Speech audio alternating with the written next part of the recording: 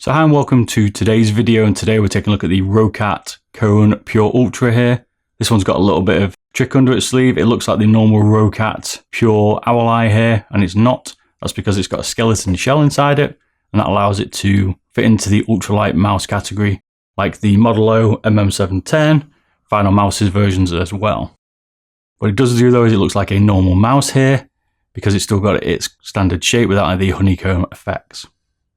Now, if you're not familiar with my channel, we go down a bit of a rabbit hole here with detail. We've got charts for comparison on things like latency using a 1000 FPS camera. Got a force gauge meter here to do the actuation force for the mouse buttons, as well as a glide test across pads to see how good the skates are. Got a caliper here as well to measure every inch of it, and also we've got the scales here to weigh it to make sure the vendors are telling us what their weight of the mouse is, as this is the ultralight category. If you're not sure how I do testing for all my videos and what the statistics mean and what the measurements are, then take a look at the video in the description and that will explain exactly how I do this so you can understand how to read these measurements. Now, if you want to see all this information from an archive, you can go on my Beardedbob website where all this information is contained. There's also a voting system, and the current highest voted video is the G-Wolf skull weight reduction, and that will be coming. So don't worry, I'm listening to you in that voting section. So getting to the price here, well, this is a prototype version here from Roccat. They have sent this out to me to review here. As you know, this won't affect any of my thoughts on this, and all the statistics that I'll show you anyway will prove whether I'm telling a lie or not. So check them out because it will justify what I'm going to say. Price for this is £59.99 UK pounds. It's on their website at the moment for pre-order, and it'll be coming out end of October, potentially into November, but check on their website to make sure that's correct because these things always change. This comes in Arctic White, which you see here, which is a great white. This is a super bright white here. I like this white color, and it also comes in ash black. The Arctic White is 0.5 grams heavier, they say, and that's probably something to do with the coating here. This mouse is predominantly right-handed players only because it's an ergonomic mouse here designed for right-handed players. It's got a 7-button combination. You've got the left and right button main buttons. You've got left side, front and back buttons. You've also got 2 DPI buttons on the top, and you've also got the scroll press down. As I say, this is the Arctic White version here. It's also got some black accents on it, which are in gloss. I think this sets off a really nice look. It's got a logo on the back here as well, which is RGB. The coating itself is very smooth, although I find it quite grippy. I expect it to be a little bit slippy here. The shape does help with that though. The curves here are really good on the side of this. They've got quite a lot of curve in them. They've got some nice little lips on the thumb here, so your thumb fits perfectly into this, or mine does anyway. The hump on this is more the back of the mouse, and it comes with a 2-skate combo, large skates front and rear.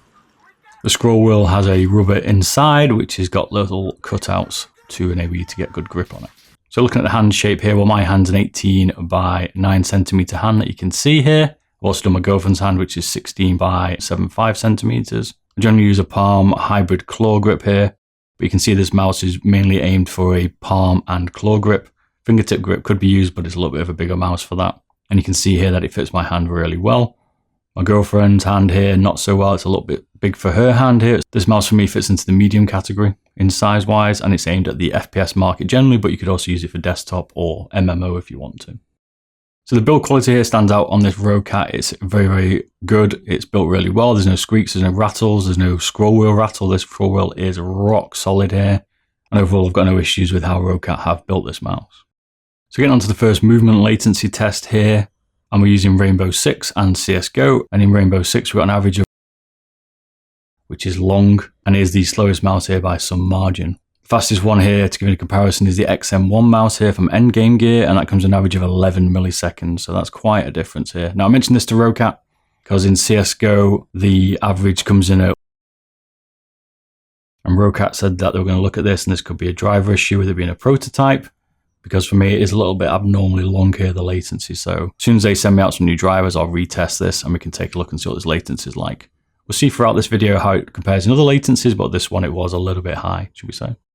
So going on to the mouse draw test here, where we test the sensor. Well, they use a PMW3381 here, which is based off the well-known PM3389 sensor that I've tested before. For me, I've never really got on with the 3389. Or maybe it'd be slightly different here with the Roccat. Roccat called this the Roccat Owl Eye 16K sensor. But overall in these tests, for me, it performed exactly like the 3389. It's got that same kind of feel to it. I can certainly tell a difference now between the 3360, which is my favorite sensor, or the Hero from Logitech, compared to this 3389. Nothing really to report here that stands out. Even in the slam test, which I've not put in here, it didn't spin out as we expected not to. So getting into the first aim test here, we use Kovaak's. Starting to get some good readings on this now, and the first sum score here in Kovaak's was 85 with a final of 63.4 with an average of 75 accuracy. The second test, sum was 74, final was 52.7 and the accuracy was 71%. Third test was 82 sum, final 64.7 and the accuracy was 79%. This gave the Roccat here a final average score of 64.3 and an accuracy of 75. The record I hold at the minute is with my G Pro Wireless with a final sum of 98, a final score of 96 and an accuracy of 98. So this for me put the Roccat down in the lower end of the score here, although I haven't done many tests. There's still plenty more mice I need to test in. I'm going to be doing that over Christmas when I've got a bit of time because I've got a lot of mice to get through, and it puts it in the bottom area with the Ultralight 2 here for me. So we went on to 3D aim test here, and the first run came in at 83,672 with an average of 76%.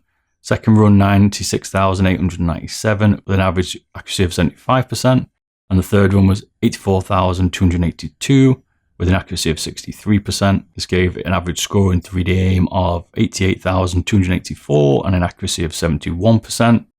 So the highest score here is held by the MK1. That's got 124,606 with an average accuracy of 71%, which is the lowest accuracy here. Roccat here came in the mid-table with the score with 88,284, but it came joint bottom with the MK1 with an accuracy of 71%. So obviously I'm having some accuracy issues. You could see this in Kovaak as well, which is more to do with the shape, I think, and perhaps a little bit of latency because I'm not used to it Ergo mice. So how do the buttons feel? Well, they're using on the left and right mouse buttons the Omron D2FC FK 50 million click, and they've got an RT stamp, which I'm told is the Roccat quality assurance. So they go through another check in quality assurance by Roccat to try and get out any of these double clicking issues, which is nice to see. So these switches are the same as the G Pro Wireless. They just don't go through the Roccat additional quality assurance test. So to me, these feel a little bit snappier than my G Pro Wireless, but my G Pro Wireless is quite old now. I've been using it a lot, that's my daily, so that might factor into it here, but they did seem a little bit snappier. The side buttons are TTC switches, not really familiar with them, but I know a lot of the vendors do use them. I've seen them in some of the teardown videos that I've done. What's nice about this is it's got a nice short scroll click here, and it is very, very solid, this scroll wheel. It's certainly one of the better ones that I've tried. And the notches here are firm, which I'd like them to be a little bit more relaxed. They're a little bit bitey for me, you could say, but that would ensure that you don't probably skip through your weapons. So pre and post travel, well, I think the Roccat here has a little bit more pre-travel than some of the mice we've tested recently, and it certainly has some post-travel. And on the side buttons, again, there's a little bit of pre-travel. Nothing really here to worry about.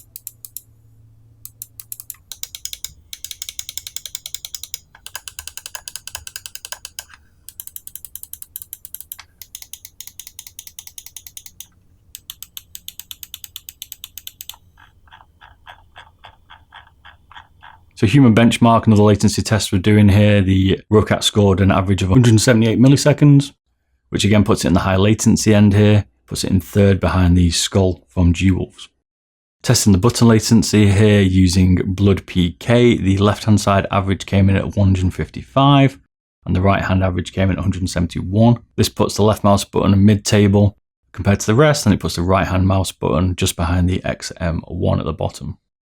So doing the bump test, well, the reigning champion here, which knocked off the XM1, is the MK1. This is the fastest mouse we've tested. It is very close to the Viper, but the MK1 is maintaining its champion role here. And placing the Roccat against this, the MK1 in the first test, which is the MK1's right mouse button versus the Roccat's left mouse button, the MK1 won. And in the second test, where it's the MK1's left button versus the Roccat's right button, the MK1 won again, which means the MK1 is still a champion and the Roccat did not beat it.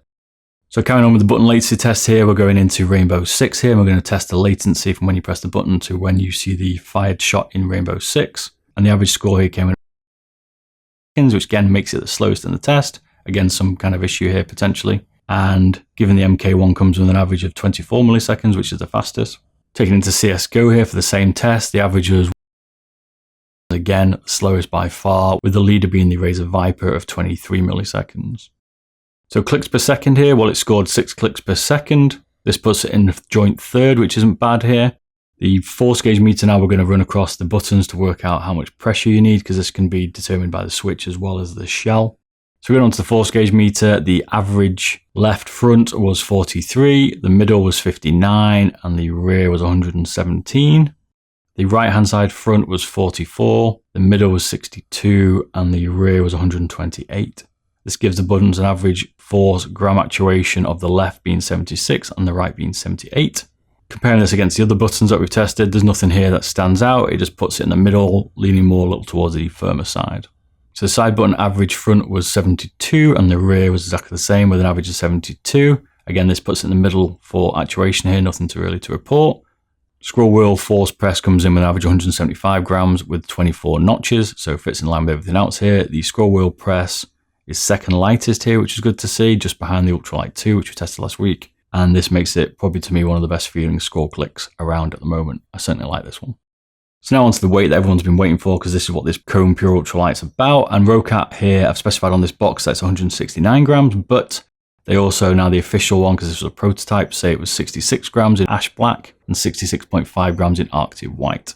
So when we dropped this on the scales, it came in a weight of 68 grams, which is in accordance with what they're telling me on the box, and 1.5 grams heavier than what they're saying it should be. So it's within tolerance of both sides, really, in fairness here. So nothing here to report. Nice to see they're weighing it correctly. And if you want to see what it's like with all the cables, it's 103 grams. So compare this to the rest of the mice, and the Kone Pure Ultralight here is sitting at the lower end, the nice and light end where you want it to be, even though it's a full-bodied mouse with no holes. So moving on to the glide test here, where we test the friction across the pad, and the NSW came with an average of 24, the NFW comes in at 32, the RSW comes in at 30, and the RFW comes in at 35. This gives it an average of 31 grams force required to glide across the pad here. This puts it in the control area because it's quite high compared to some, rather than speed. I'm sure some manufacturers will be sending out some new skates for this, so if they send me some, I will certainly do some glide tests on it across other different pads here, like we do for other mice, or I'll just buy some myself anyway and try it. So moving on to the dimensions here, well, I'm measuring these slightly different now because it's an ergonomic mouse, and the front of them are slightly slanted. So we're going to have a standard width, which is the middle. We're going to have a width long, which is the longest right-hand corner usually, to the back. And we're also going to do the longest short, we're going to call it, which is the left-hand side, which is the shorter part of the ergonomic mice, to the rear. So the standard width in the middle is 119 millimeters. The longest point here measures in also 119 millimeters, but the shortest length comes in 116 millimeters. Width in the rear is 69 millimeters. The middle top is 52 millimeters. The middle is 60 millimeters. The middle bottom is 58 millimeters. Middle front is 56 millimeters. The height on the rear is 36. The middle height is 38, and the middle front height is 24. The button width is 27 millimeters on the left and 27 millimeters on the right, which is good to see. The scroll wheel thickness is 9.1 millimeters, and the length is 24 millimeters. So the cable thickness on here is 3 millimeters, which is quite a thick cable here. It's also rubber, and to me, it's not very flexible. They could have done a little bit better on the cable here. I mean, I put this in the medium flex. It's not absolutely rigid, but it certainly could do with a little bit of improvement. I would personally certainly power cord this straight away. So Roccat get a badge of could do better in the cable category. Software, which is a pet hate of mine, you'll all understand that. I absolutely just don't get companies that charge expensive mice and don't offer you the option for software. At least offers the option to be able to install it or not without just providing it whatsoever, and no ability to control your mouse. And Roccat here they provide the Swarm software here. In this software, you can see here that Roccat will give you the ability to control pretty much everything on this mouse. It's pretty intensive, this software. You can control things like the DPI profile. And I see you can change it in 50 increments. You can tweak the vertical and horizontal speeds independently. You can assign different combinations and buttons to the mouse itself. You can do macros if you wish. There's a metric ton of stuff you can do with the buttons here, which is nice to see. You can turn on and off the debounce. You can change the lift-off distance if you wish as well and calibrate it to the pad.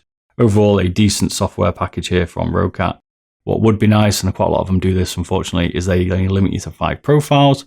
I play more games than that, and I'd like to have more profiles. Seems to be a limiting factor to some of these softwares, but overall, nice bit of software. So my conclusion here for the Roccat mouse. The shape here from Roccat I love. It really does fit my hand here, but it does not work for me, as you can see in some of these tests. I just can't get used to it. I prefer an ambidextrous mouse, but Roccat have done a really good job here, especially around the thumb area, where they pretty much tailor this to the thumb, which is nice. As we say, this is a prototype mouse here, but there are some abnormal latency problems here, especially in the games, where they potentially need to do some improvement here. And I do hope they send out that driver and I'll be able to update it and then retest this. Looking forward to that. The cable again for me needs some work. It's pretty stiff. They could have done probably a slightly better job here with shoelace and what is currently being put out into the market with some of the mice like Razer's Superflex. You've got Model O's Ascend. You've also got Final Mouse's version there, their shoelace one. So we're certainly going to let it down in this area. Scroll wheel, one of the best I've tried by a margin here. It's rock hard. I'll be surprised if many of you don't like this wheel. The only thing that I probably would do is make it slightly thinner. It is a little bit thick. But in the teardown video, we'll see how it's put together and see what that scroll wheel really looks like. Overall, a decent mouse. I like the software. I like the coating on this. Overall, a nice mouse here. Just a bit of a shame let down by some maybe early development issues, potentially. Soon we'll be reviewing the MM710. We've got that very shortly, probably the next one, I think. Model O minus and the Hayat from G-Wolves, which I'm looking forward to do as well. So, thanks for watching. Don't forget to like and subscribe. Check out my voting system if you want to see some more. Let me know what you want to see, and I'll catch you all again soon. See you later.